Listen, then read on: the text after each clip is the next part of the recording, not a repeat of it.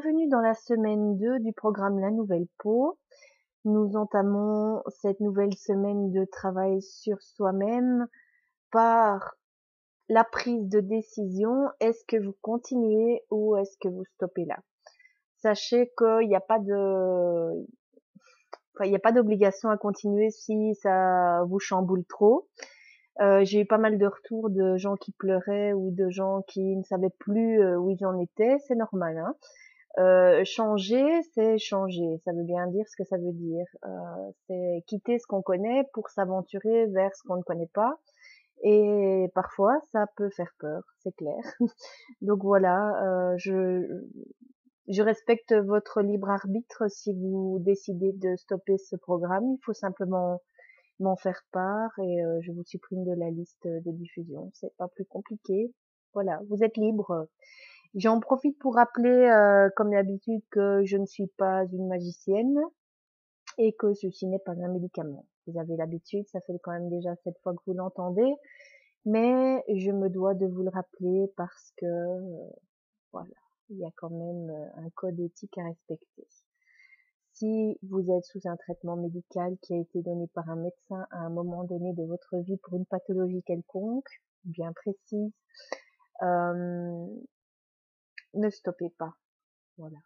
Demandez éventuellement à votre médecin, dites-lui, faites-lui part que, de votre action et de votre participation à ce programme, et demandez-lui si vous pouvez prévoir un plan de séparation de votre médication, mais ne stoppez pas net. Donc voilà, je ne vous le conseille pas. C'est pas, même si en parallèle de ce programme, vous souhaitez être accompagné par un thérapeute, je vous le conseille parce que on parle quand même d'un changement de vie.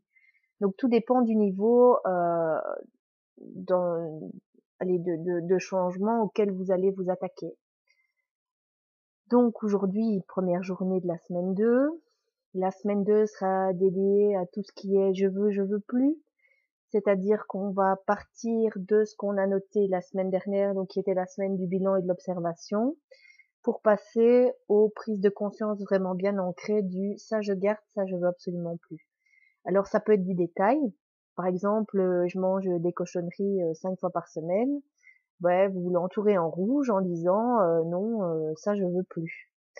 Et la troisième semaine, on verra comment vous pouvez vous séparer de ces cochonneries-là, par exemple. Et quatrième semaine, ce que vous avez fait concrètement pour vous en séparer. Mais on n'en est pas là.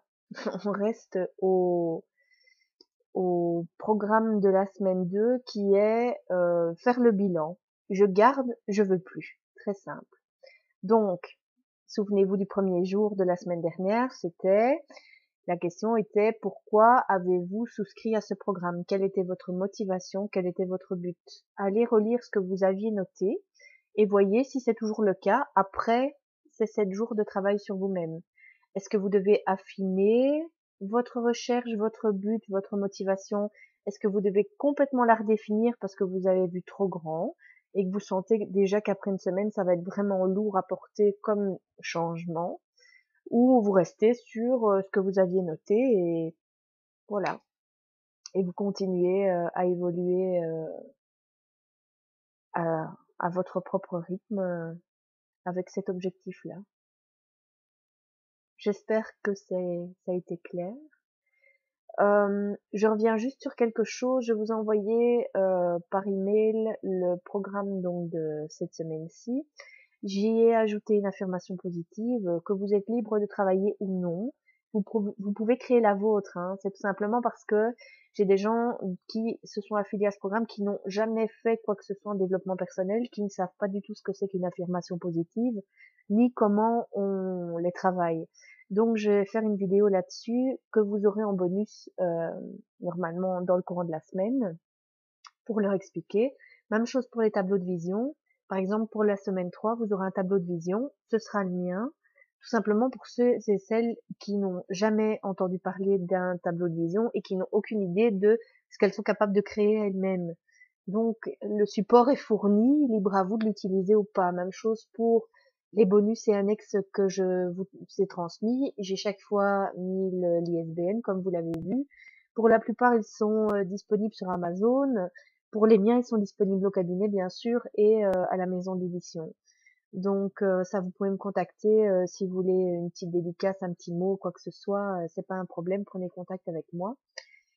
Je pense que c'est tout. Donc il y aura 2 vidéos bonus cette semaine, une sur les tableaux de vision et une sur les affirmations positives. Pour certains, ça sera de la révision, pour d'autres, ce sera de la découverte. Chacun évolue à son propre rythme. N'oubliez pas de vous munir d'un bic rouge et d'un bic vert pour sélectionner en vert ce que vous gardez et pour biffer en rouge ce que vous supprimez de toute la semaine. Par contre, ne gribouillez pas parce que il se peut qu'il y ait une évolution par rapport à ce que vous ne vouliez pas plus et que vous avez mis en rouge. Par exemple, je veux arrêter de manger du sucre. Voilà. Et puis vous allez vous rendre compte que quand vous allez couper le sucre du tout au tout, donc du jour au lendemain, vous allez commencer à faire des baisses de tension, vous allez commencer à vous sentir pas mal, en panne d'énergie, etc., des coups de pompe, voilà. Donc peut-être que vous aviez biffé la mention je ne veux plus manger de sucre. Vous pouvez éventuellement la remplacer dans le côté vert de la force par je ne veux plus manger de sucre industriel. Et donc, vous vous tournez alors là vers les fruits secs, enfin les fruits séchés comme les dattes, etc. Euh, le miel, enfin tous les produits dans lesquels, et par exemple les fruits, les sucres de fruits, c'est absolument bon pour la santé. Il n'y a pas de, il y a pas de mauvais sucre là-dedans dans les fruits. C'est vraiment l'abus de sucre industriel dans les gâteaux, les biscuits, les viennoiseries, enfin même votre pain, les farines blanches, machin, la totale. Donc là, il y a clairement abus de sucre, même dans les chips. Hein. Regardez, apprenez à lire les étiquettes. Un chip, c'est pas salé, hein, c'est sucré. Regardez, il y a 51% de sucre là-dedans. Donc voilà, à partir du moment où c'est plus de 50, c'est pas salé. Hein. Donc apprenez à lire les étiquettes, c'est très très important. Vous allez découvrir toutes les machinations de la consommation et des chaînes alimentaires, vous allez parfois pas en revenir du tout.